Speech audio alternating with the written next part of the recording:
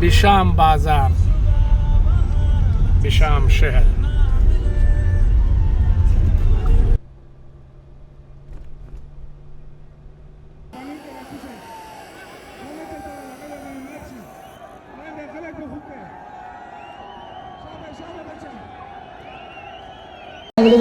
की इजाज़ कमाल से था आगा है शुक्रिया अस्सलाम वालेकुम नाज़रीन, मैं हूं शहनज़ादा और इस वक्त मैं शंगला के इलाके बिशाम में मौजूद हूँ। पीटीआई का जलसा है, इसको कवर करने के लिए मैं यहाँ आया हूँ। तो अगर आप देखें तो बहुत बड़ी तादाद में यहाँ इस वक्त लोग मौजूद हैं और पंडाल जो है ना वो 2 हिस्सों में जो था वो बढ़ गया है। ये मखसूस पंडाल था, लेकिन इसके अलावा जो ऊपर वाला हिस्सा है ये इन्होंने खाली छोड़ा था और ख़ासकर मीडिया के लिए, लेकिन वो भी मर गया है और लोग धड़ा आ रहे हैं। अभी कैंप शुरू नहीं हुआ, लेकिन तवक्को की जा रही है कि बहुत बड़ी तादाद में यहाँ इमरान खान के जलसे को देखने के लिए पहुँच रहे हैं।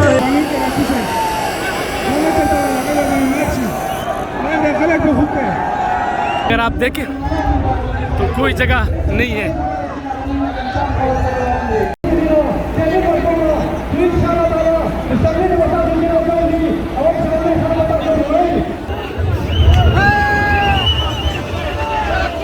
और दरख्तों पर भी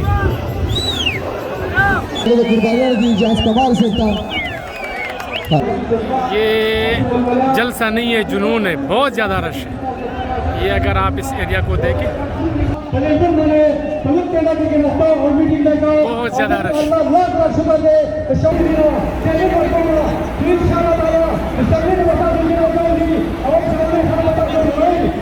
ड्रोन में कोई जगह खाली नहीं है।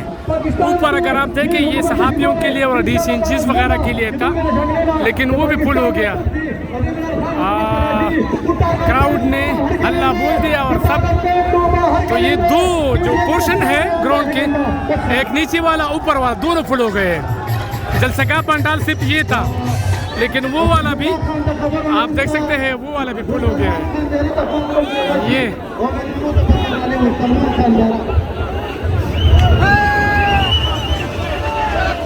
और दरख्तों पर भी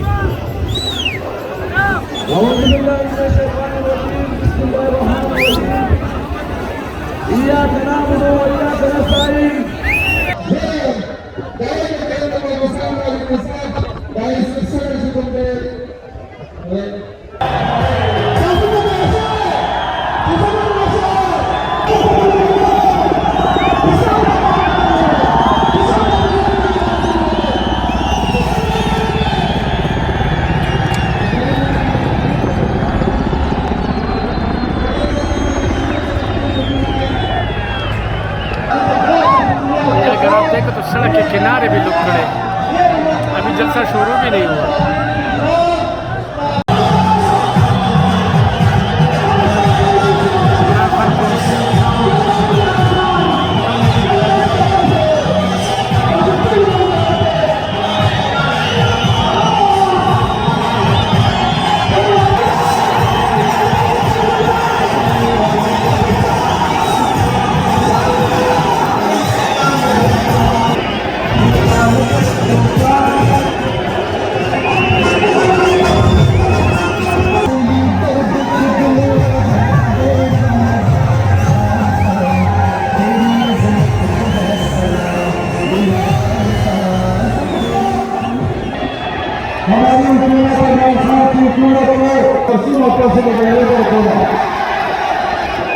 इय्याका नअबुदु व इय्याका नस्तईन।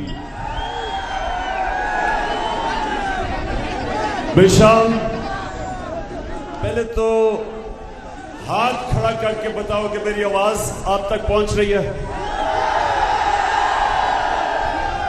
शुक्रिया। अच्छा, बिशाम खास तौर पे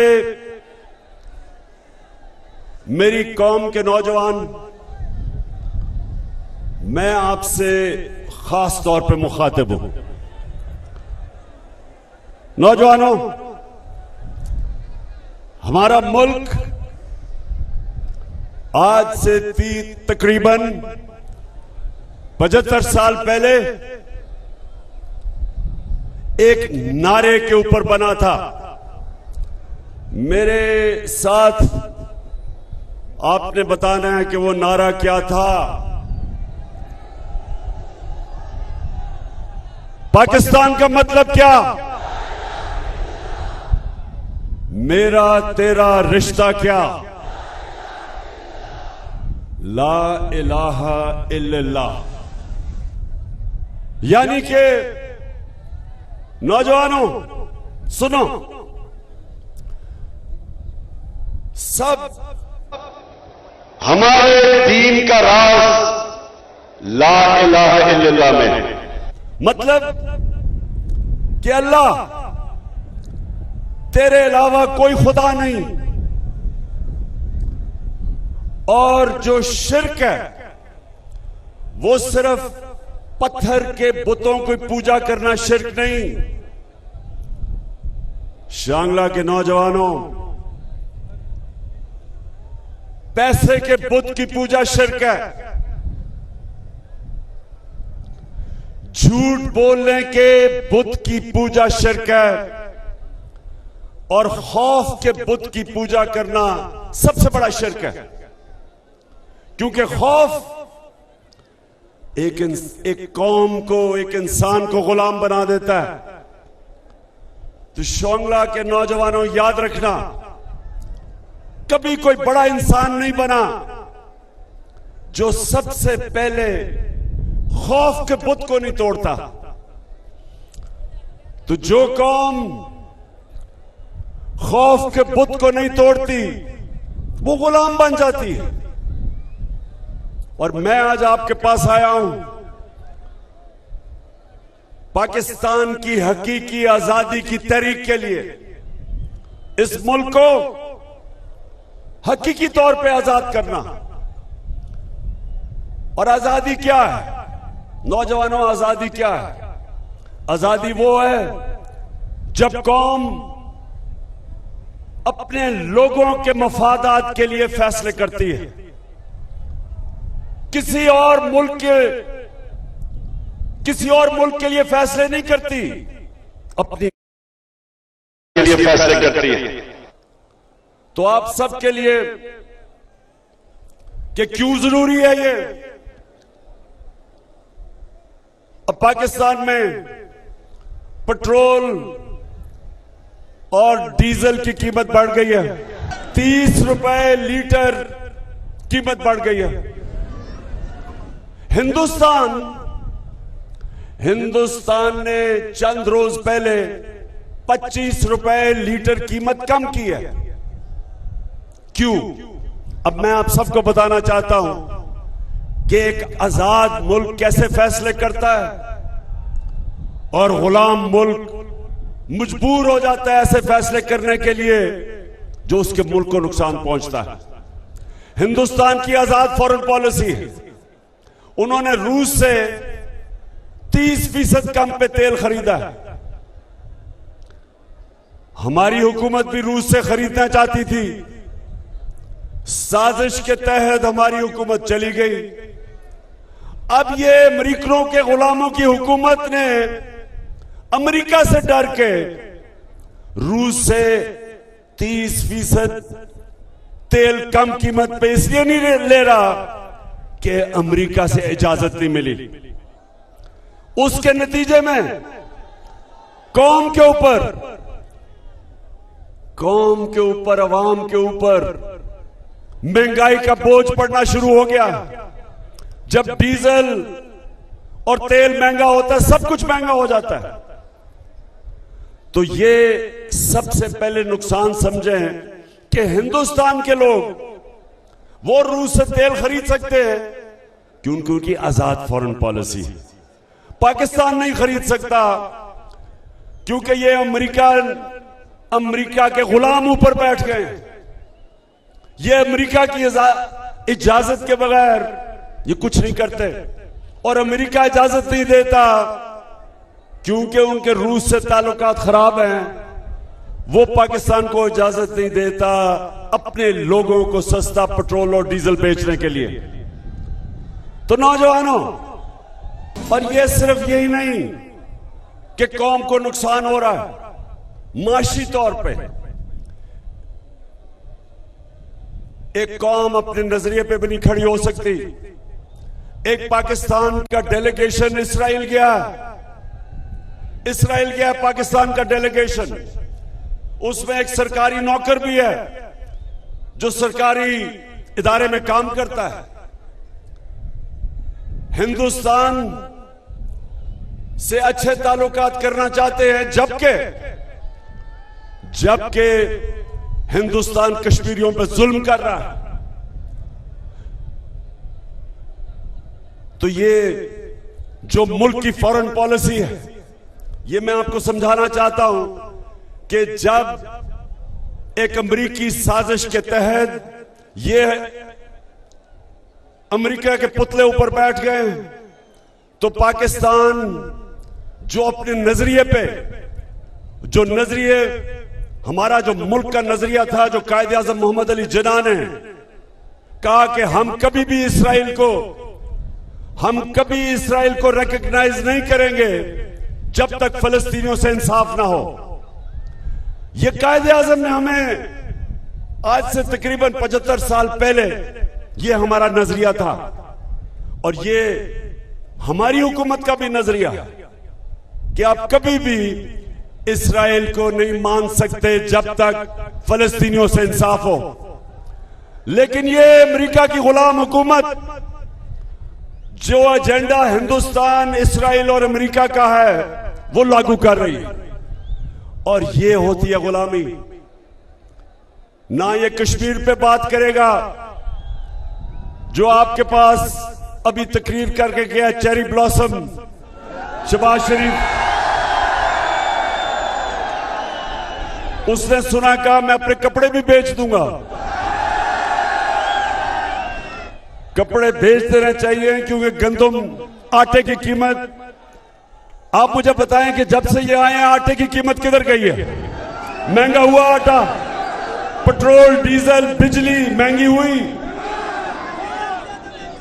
तो उसने जब यहां खड़े होकर आपके सामने तकरीर की तो आपने उससे पूछना चाहिए था कि आप अमेरिका की गुलामी क्यों कर रहे हैं। तो वो उसने आपको जवाब, अगर सच्चा जवाब ये देता कि उसके और उसके खानदान के सारे पैसे मुल्क से बाहर पड़े हैं और उसको खौफ है कि अगर अमेरिका नाराज हो गया तो उनके पैसे चले जाएंगे। तो इसलिए शांगला, आज मैं आपसे वादा लेने आया हूं कि आपने मेरे साथ खड़ा होना है मेरे हकीकी आजादी की तहरीक में।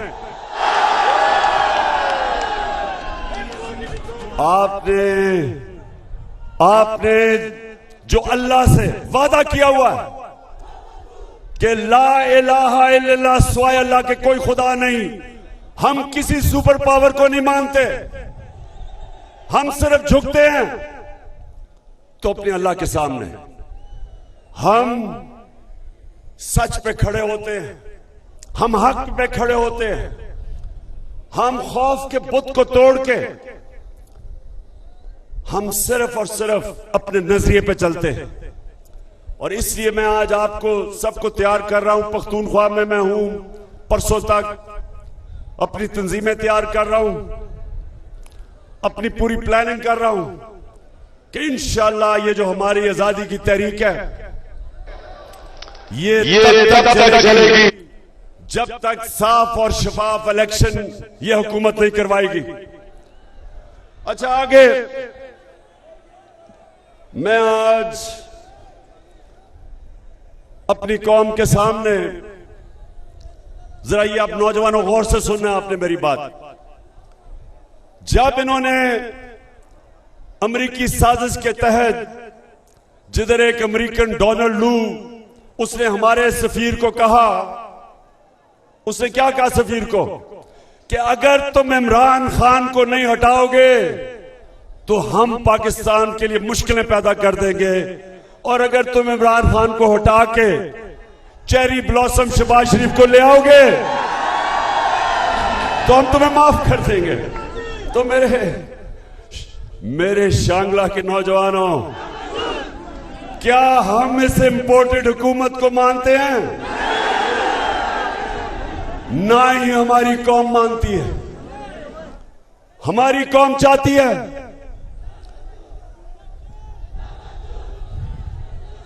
हमारी कौम चाहती है कि वो इस मुल्क में पार्टी इक्तदार में आए जो हमारी कौम की वोटों से आए। हम कोई बाहर की अमेरिका की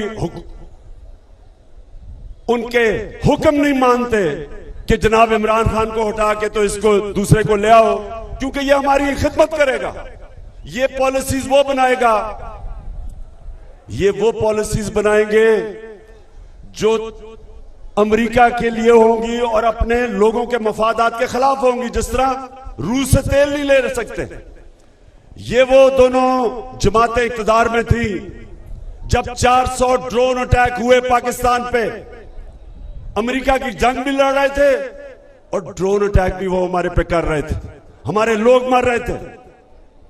और कई दफा इन दोनों की क़यादत ने एक दफा अमेरिका से मुज़म्मत नहीं की, बल्कि अमेरिका से ह्यूमन राइट्स की ऑर्गेनाइजेशन पाकिस्तान आई, उन्होंने यहां बैठ के मेरे साथ मुज़म्मत की, ड्रोन अटैक्स की। लेकिन इन गुलामों ने कभी अपने मुंह से एक दफा उस ड्रोन अटैक्स के खिलाफ आवाज नहीं बोली। कभी दुनिया की तारीख में नहीं ये हुआ कि जिसके लिए आप जंग लड़ रहे हैं वो आपके ऊपर ही अटैक कर रहा है और आपके लोग मार रहा है। 400 बम अटैक करता है जिसमें औरतें बच्चे मरते हैं, लेकिन कभी मुज़म्मत नहीं करते। इसलिए इनको वो लेके आए हैं। और इसलिए नौजवानों, हमने अपनी हकीकी आजादी की पूरी तहरीक चलानी है। और फिर से तैयार हो, आप खौफजदा तो नहीं होगे। हमारी जब हुकूमत थी तो नौजवानों समझ लो कि पिछले 2 सालों में पाकिस्तान की तारीख में जो तेजी से हमारी दौलत में इजाफा हो रहा था, जिसे कहते हैं जीडीपी ग्रोथ रेट 5.6% और 6% थी, इसका मतलब मुल्क सही रास्ते पे जा रहा था। हमारे किसानों को कभी फसलों में इतना पैसा नहीं मिला और इतनी पैदावार नहीं हुई जो कि हमारे दौर में हुई। और इंडस्ट्री जिसके ऊपर रोजगार लोगों को मिलता है, हमारे दौर में 50 साल के बाद इंडस्ट्री ने तेजी से तरक्की करनी शुरू की। हमारा आमदनी बढ़ गई, हमारी टैक्स कलेक्शन बढ़ गई, हमारी एक्सपोर्ट्स बढ़ गई, हमारी ओवरसीज पाकिस्तान की रेमिटेंसेस रिकॉर्ड पे चली गई, यानी दौलत में इजाफा हो रहा था। तब इन्होंने साजिश करके हमारी हुकूमत कराई। तो मेरे नौजवानों, अब सवाल यह है कि जो आज हालात हैं, रुपया गिर रहा है, मुल्क की दौलत में कमी आ रही है, महंगाई बढ़ रही है, लोड शेडिंग के रिकॉर्ड टूट गए हैं। तो सवाल ये हम पूछते हैं कि जो भी इस साजिश में मुलव्विस थे, तारीख आपको भूलेगी नहीं, ना ये तारीख आपको माफ करेगी, ना पाकिस्तान की अवाम आपको माफ करेगी। वो लोग जिन्होंने जब तेजी से मुल्क और मुश्किल वक्त में कोरोना, जो 100 साल में एक दफा कोरोना एक मुल्क में, एक दुनिया में आया था, उस दौर में जिस हुकूमत ने अपने मुल्क को निकाला और तरक्की की तरफ ले गया, सारे बर्रे सगीर में सबसे ज्यादा रोजगार इस दौर में पाकिस्तान ने अपने लोगों को दिया। बल्कि पिछली हुकूमतों के मुकाबले में हमने सबसे ज्यादा रोजगार दिया अपने लोगों को। तो उस वक्त ये साजिश हमारे खिलाफ हुई। और आज जो लोग ऊपर आ गए हैं, नौजवान जरा सुनो, अब ऊपर आ गए हैं, वो इस मुल्क को तबाही की तरफ लेके जा रहे हैं। माशी हालात तो आज सबके सामने है। लोगों को खौफ यह है कि मुल्क का दिवालिया निकलने की तरफ मुल्क जा रहा है। जिस तेजी से रुपया गिर रहा है, कर्जे बढ़ रहे हैं, महंगाई बढ़ रही है, अगर इस वक्त ये मुल्क ना संभाला गया और इसका दिवालिया निकल गया तो मैं आज पाकिस्तान की एस्टेब्लिशमेंट को पैगाम देना चाहता हूं कि सोवियत यूनियन दुनिया की दो सबसे बड़ी ताकतें थी, अमेरिका और सोवियत यूनियन। लेकिन जब उनकी माइशत नीचे गई तो वो सोवियत यूनियन टूट गया। फौज, उनकी तकड़ी फौज उनको इकट्ठा नहीं रख सकी।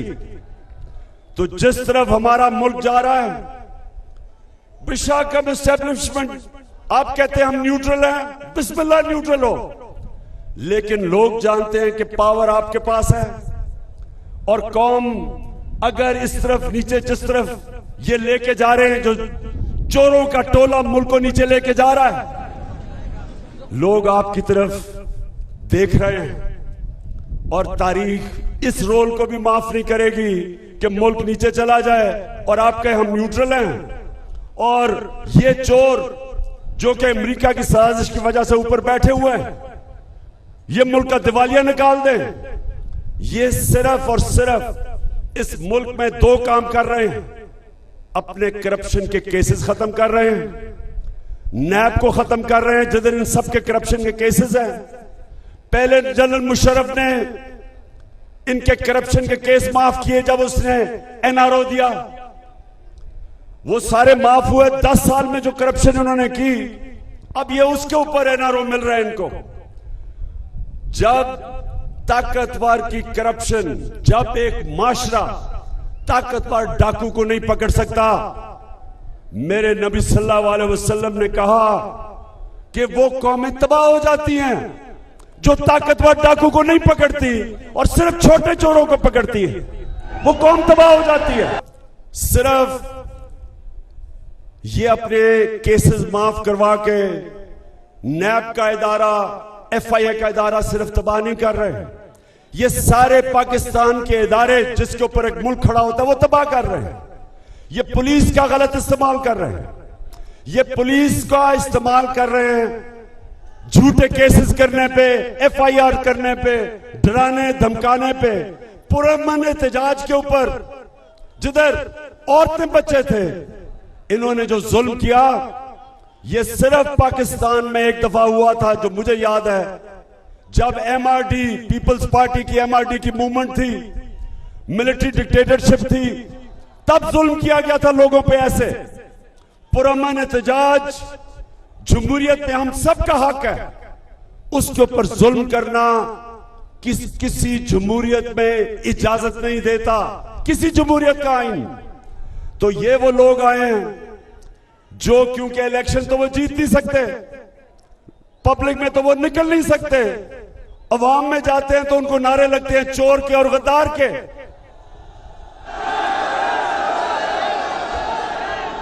तो इलेक्शन तो ये जीत नहीं सकते।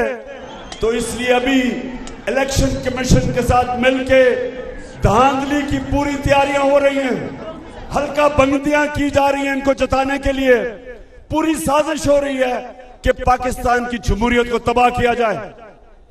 और फिर मीडिया के ऊपर जो पाबंदियां, किसी जमहूरियत के अंदर इस तरह मीडिया के ऊपर पाबंदियां नहीं लगती।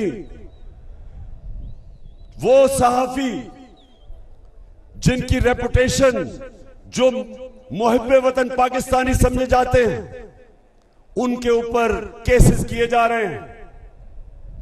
इमरान रियाज खान पे, अरशद शरीफ पे, समी इब्राहिम पे, साबिर शाकिर पे, IRY के ऊपर हर किस्म की, चाहे उसको कभी नीचे कर देते हैं, कभी ऊपर के लोग देख ना सके।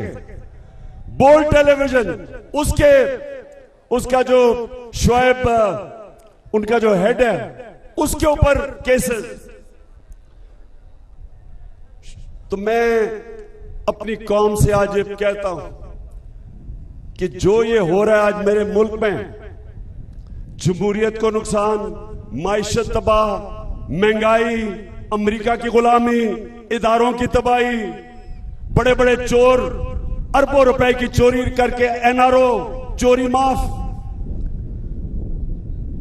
तो मैं फिर आज अपनी सारी कौम को कहता हूं, आप तैयारी करें।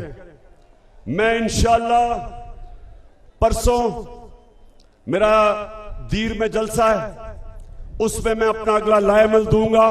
सुप्रीम कोर्ट ने जो फैसला किया है उसके ऊपर हम स्टडी कर रहे हैं। आइन और कानून के बीच में रह के इंशाअल्लाह मैं परसों अपनी तहरीक का आगाज करूंगा। आगाज तो हो चुका है, मेरा मतलब अगला लाएमल दूंगा, और उसमें आपने तैयार होना है। आखिर में बेशाम के नौजवानों, मैं आज अब सबके सामने खड़ा होकर कहता हूं कि मुझे पहली दफा, ये मैं आज से एक वो इंसान जो तकरीबन पाकिस्तान के साथ साथ बड़ा हुआ है, तकरीबन मेरी उम्र पाकिस्तान जितनी है, मैं आज आपको सबसे अब इसका क्या कहूं कि मुझे जितनी खुशी है इस चीज पे, अपनी जिंदगी में जो मुझे खुशी हुई, जो मैंने इस्लामाबाद के अंदर 7 घंटे में लोगों को बाहर निकलते देखा, औरतें, बच्चे, फैमिलीज, और जिस तरह उन्होंने उस बाबरियत का मुकाबला किया, जिस तरह की टेयर गैस शेलिंग की गई, जिस तरह औरतों और बच्चों, बूढ़ों के ऊपर बेदर्दी से इस तरह शेलिंग की गई, दुश्मनों से भी ऐसे नहीं लोग करते। अंग्रेजों ने, एक जनरल डायर था 1919 में, उसने 150 लोगों के ऊपर गोली चला के उनको मार दिया, लेकिन हम गुलाम थे तब। गुलामों के ऊपर कोई बाहर से जो कब्जा करता वो इस तरह की बारबरियत करता है, लेकिन जिस तरह ये जो हुकूमत है जिसमें शहबाज शरीफ और ये जो कातिल राना सनाउल्लाह,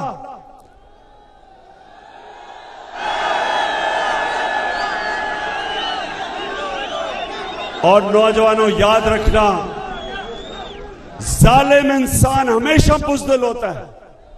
सिर्फ बुज़दिल लोग इस तरह औरतों बच्चों के ऊपर जुल्म करते हैं जो ये उन्होंने किया, लेकिन जिस तरह मेरी कौम खड़ी हुई, मैं आज सलाम करता हूं। और जितनी मुझे खुशी हुई कि जिस तरह मैंने लोगों को देखा कि इसके बावजूद कि टेयर गैस शेलिंग हो रही है और वो शेल इस्तेमाल किए जा रहे हैं जो दहशतगर्दों पे करते हैं, उसके बावजूद लोग खड़े रहे घंटों तक, वो सामने खड़े रहे इनके, और उन्होंने बताया कि हम एक आजाद कौम है, हम किसी से खौफजदा नहीं है, ये कौम गुलामी नहीं कबूल करेगी, ये कौम इंपोर्टेड हुकूमत नहीं कबूल करेगी।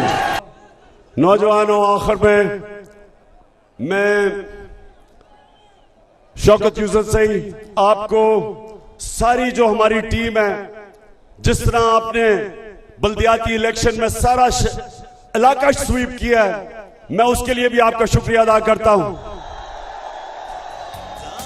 और जो रही सही कसर है, इंशाअल्लाह हम तैयारी कर रहे हैं कि यहां से सारे इस इलाके से सफाया हो जाए उन लोगों का जो इंपोर्टेड हुकूमत का हिस्सा है। तो शांगला, फिर से आखिर में, क्या आप, जब मैं आपको कॉल दूंगा, आप तैयार हो? समुद्र से लीडर, खौफ का बुत आपने तोड़ दिया है। कुरान की आयत है, अल्लाह कुरान में कहता है जो लोग ईमान ले आए अल्लाह उनके खौफ दूर कर देता है।